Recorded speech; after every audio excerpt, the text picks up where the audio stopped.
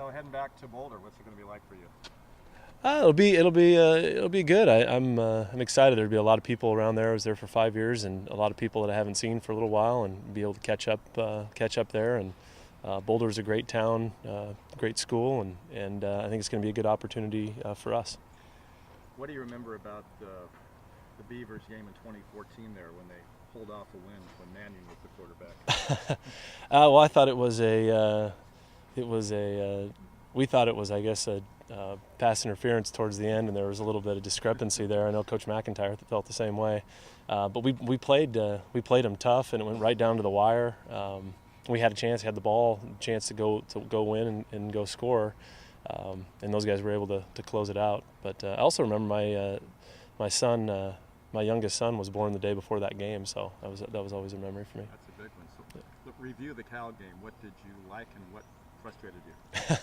A lot more frustration than positive things, for sure. Just too many negative plays. Again, we didn't run the ball effectively.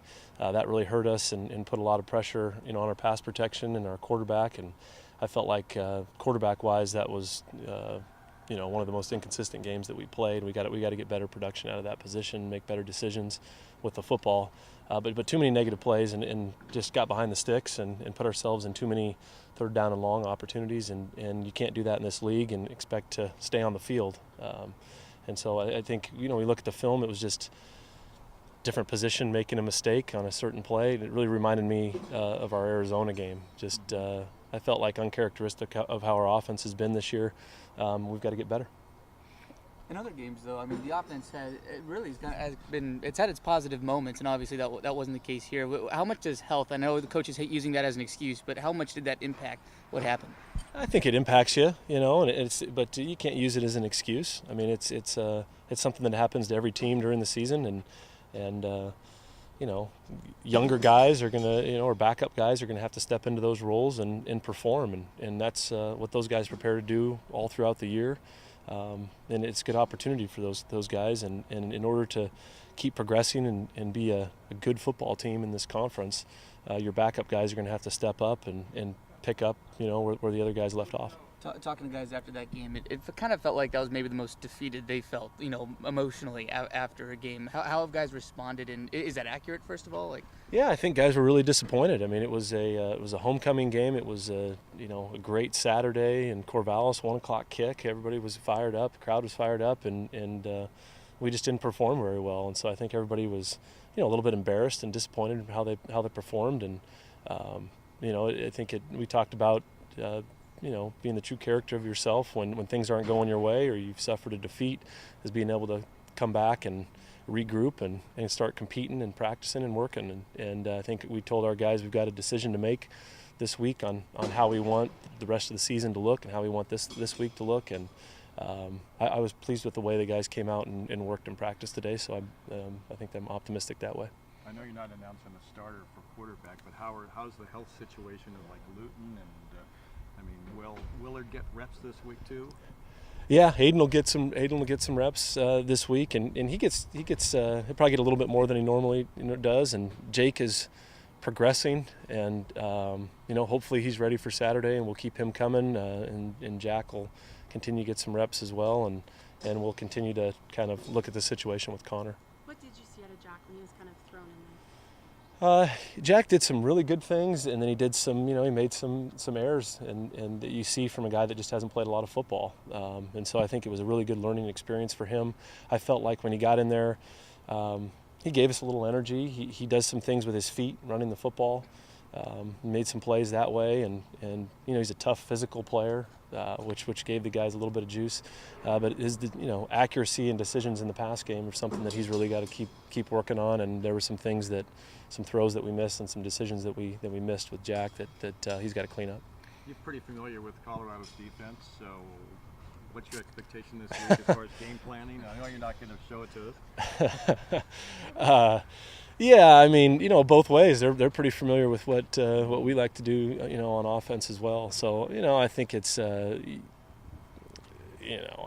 think it's something that there's some things on both sides that you can kind of anticipate, and I think there'll be some wrinkles on both ends that guys, haven't known how you like to prepare and do some things that you got to be ready for. But it'll be a good challenge. I know, DJ Elliott and Coach McIntyre are both really involved on the defensive side of the ball there, and DJ's a great coach, and they've done a really good job on defense. So it'll be a challenge for us. What's the most difficult part about preparing when you don't know who's going to be out there?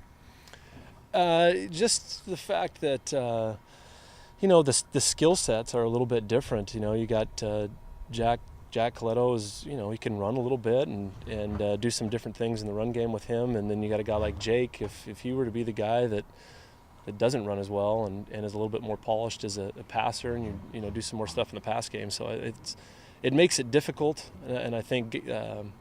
You've got to have some plays early in the week that could fit both guys, and then hopefully we have more information as we get closer to game day that'll help us narrow it down.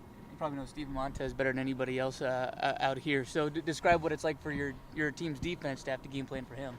It's going to be tough. It's a challenge. Steven's playing. He's playing really well. I've been excited to follow him and his development, and I feel like you can tell that he's really matured as a player, and he's making good decisions with the football, getting the ball out of his hand, and he's a good athlete too. So if things break down, he can make some plays with his feet, and I've been excited to watch him, grow and develop as a person, because he's an awesome guy, really talented quarterback. But I hope our defense get after him this week. Brian, if this was asked earlier, my apologies, but what were the things you saw to enable Colorado to get things flipped and turned? There's some tough years there early. What were the keys to just kind of stay with it and turn it around? Well, I think the first thing that Coach Smith's been harping on it, which is right on, is that it's a process, and it's not something that it's going to get fixed overnight. It's a continual process, and it's all the small things on a daily basis, and it's really getting that through to your guys that, hey, these little things, showing up on time, practicing the right way, bringing the right energy, doing stuff in the classroom, off the field, doing the right things off the field socially, making good decisions, all those things, on a daily basis, you stack them together, and over time, you change the culture and you get what you want on the field. And I felt like Coach McIntyre, both at San Jose State and Colorado, did a fantastic job with that, and I was fortunate enough to be a part of it there.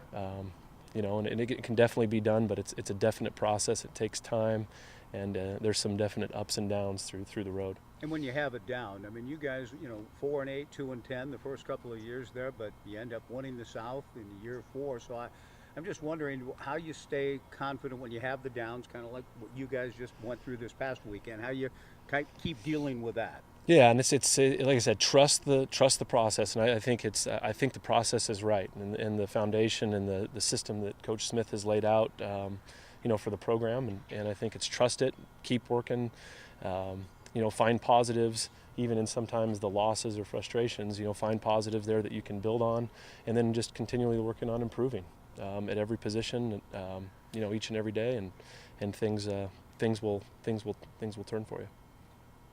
Thank you, Coach. Appreciate it. Okay.